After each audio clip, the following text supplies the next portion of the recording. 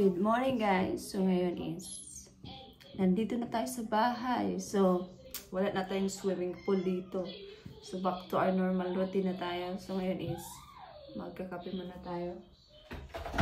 So nakarating kami kahapon mga 7:30 na, which is still early.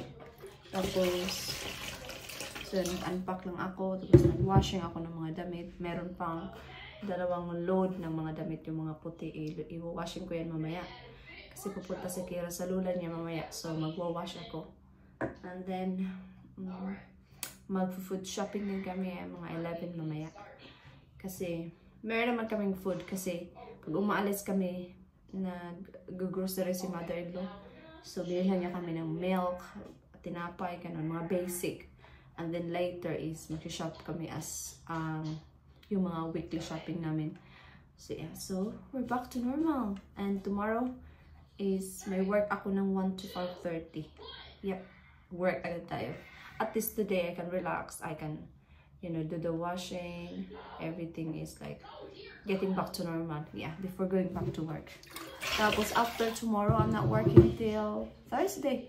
So mataas yung gap ko. So may work ako tomorrow, tapos wala na naman akong work ng almost a week, which is good. So yeah, magkape muna tayo.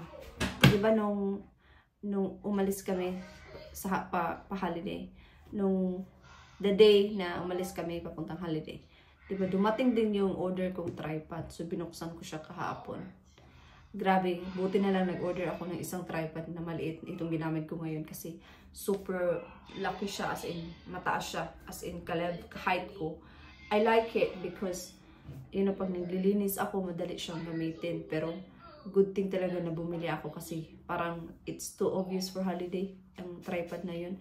Ito kasi hindi siya halata kasi napakaliit. Tapos pwede mo siyang i-selfie, pwede mo siyang ilagay mo lang dyan. Yung isa kasi tripod talaga siya. Yung ilagay mo talaga siya sa floor. Kukunin ko. Yung ganito siya.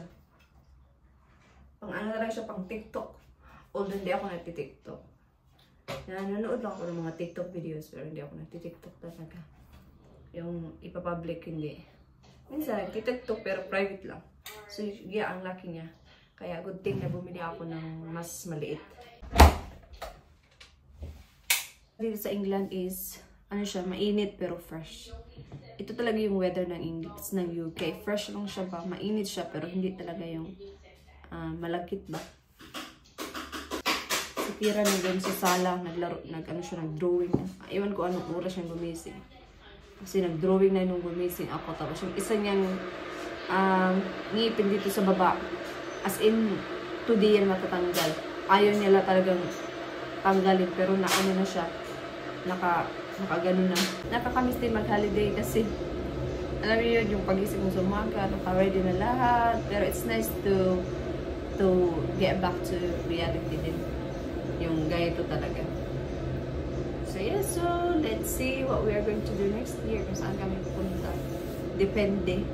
Kasi hindi rin easy mag-holiday every year. Mahal din talaga siya.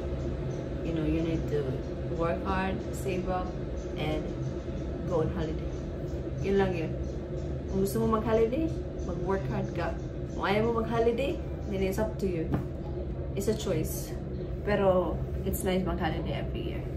It's nice, especially like family, ganun. It's nice. Buti na lang may kape kami kasi ano na siya. Nag-dry na. Dry na siya. Tapon ko na nga ito.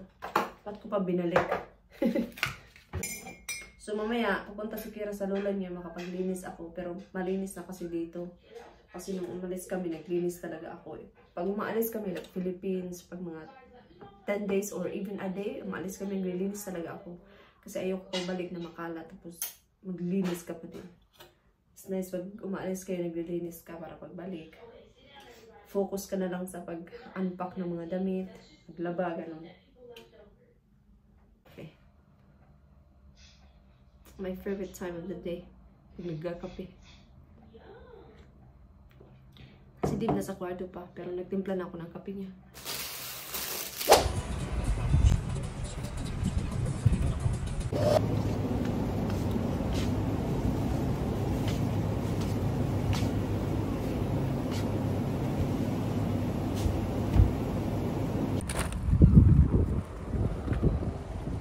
dito na. So, nandito kami ngayon, magpa-car wash kami kasi, di ba, iniwan namin yung car sa work ni Dave. Maraming hugaw ba? Kasi, di ba, iniwan siya sa labas. So, tapos, mahangin pa dito sa England. So, magpa-car wash siya.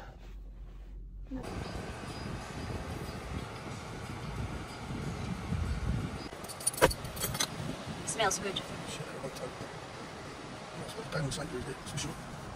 Nakauwi na kami mga 2 hours ago na. So, hindi lang ako nakapag-vlog kanina kasi pagdating namin dito, nagutom ako. So, nag-lunch ako. Tapos si Dave na yung naglagay sa freezer. So, yeah. So, hinayaan ko na lang siyang ilagay lahat ng mga food sa freezer, sa fridge. So, hindi niya na nag-vlog. So, ipakita ko pala sa inyo yung... Di ba pinakita ko kanina yung tripod? So, bumili din pala ako nito. Itong set na siya ng mga pangluto ba? Luwag sa Bisaya. May mga ganito na siya. Ganito.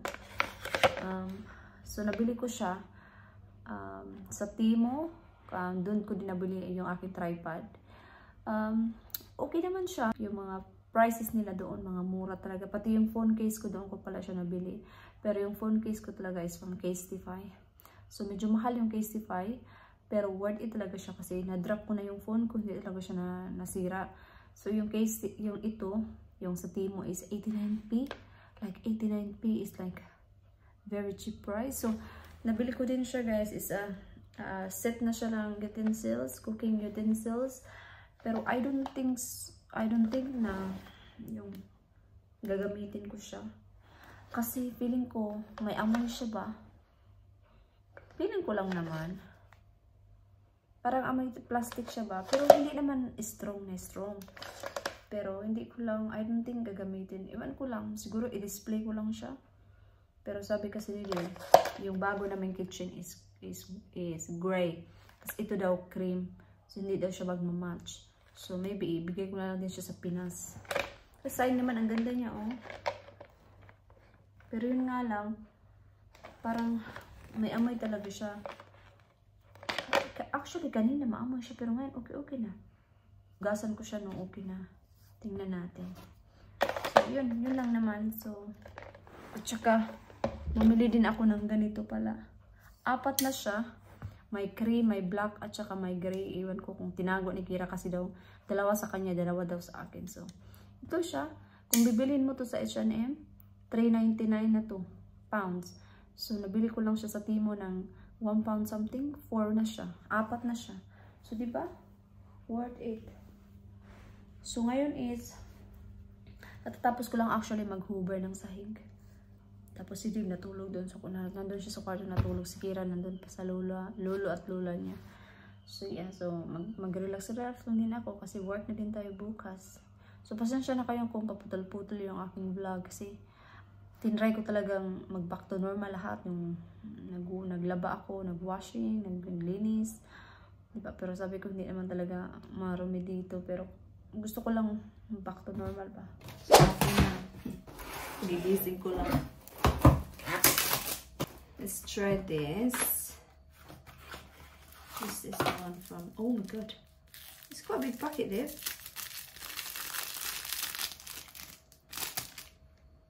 Ito yung nabili namin dun sa Turkey ba? Try namin. Can I have the olive oil, please? I think that's all. We have one small one that is open. Oh, is it? Yeah, that's right. Si Kira di pa umuwi. 5:30 na. She'll be home soon. Nakatulog ako. Sarap ng aking tulog. Tapos ano din tayo ng potato. Tag-isa kami ni Dip.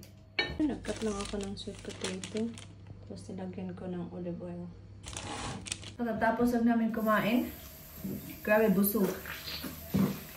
Kasi healthy yung niluto namin dinner kasi kami na galing sa holiday, diet din. Si Kira nandun pa, kumakain pa. Pardon? What? Ito akong white na i-washing. Last na yan.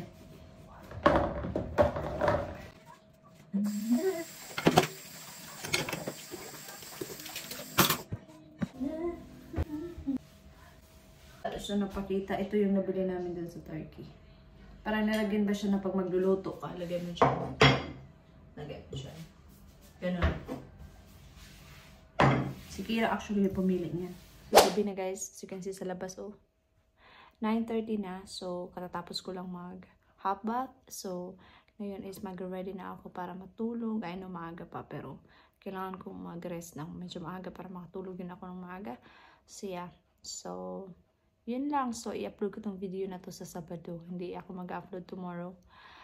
Kasi parang everyday ata ako nag-upload. No? Maubusan ako ng video.